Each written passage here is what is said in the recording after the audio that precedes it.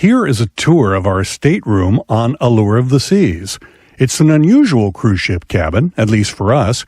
We almost always stay in a cabin with a balcony that looks out over the ocean, but this cabin is what Royal Caribbean calls a Boardwalk-View cabin with balcony. The balcony looks out over the Boardwalk neighborhood at the rear of the ship. So we look down on the merry-go-round and Johnny Rockets and a distant view of the Aqua Theater, but mostly we look out and see other people's balconies. The room itself features 2 twin beds that can be pushed together to make a king, or of course kept separated if that's what you prefer. There's plenty of space under the beds to store your suitcases. Storage is a bit of a problem with this cabin. If you stay on one of the newest Royal Caribbean ships, you get 2 individual closets, but on Allure of the Seas, there's just one shared closet, and that can get a bit tight. The desk is nice with multiple electrical outlets to charge your electronic devices, but on the newer Royal Caribbean ships, they have electrical outlets on either side of the bed too, which this ship doesn't have. Overall, this is a really interesting ship with a lot going for it. Royal Caribbean's biggest strength, I'd say, is their shows and entertainment. We saw the theatrical version of Mamma Mia on this cruise, and it was great, along with several other really great shows in several different venues that they have here on the ship. The Aqua Theater is a very unique venue. No other cruise line has anything like it, and the shows there are excellent.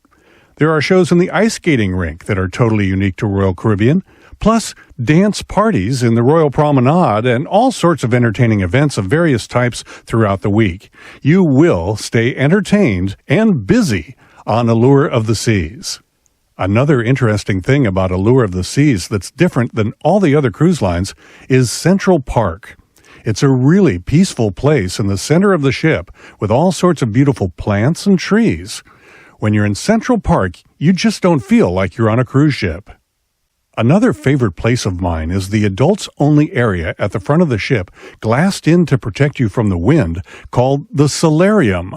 There's a small pool, a bunch of big jacuzzis, and plenty of very comfortable loungers to relax on. On a sea day, it's one of my favorite hangouts.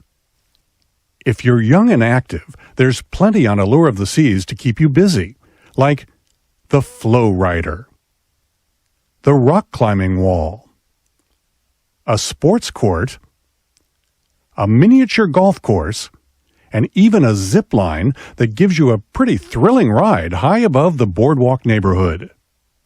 Of course, you also have a lot of other things you'd expect on a cruise ship, like a family-friendly pool deck, lots of bars and restaurants, and visits to some really great ports of call in the Caribbean.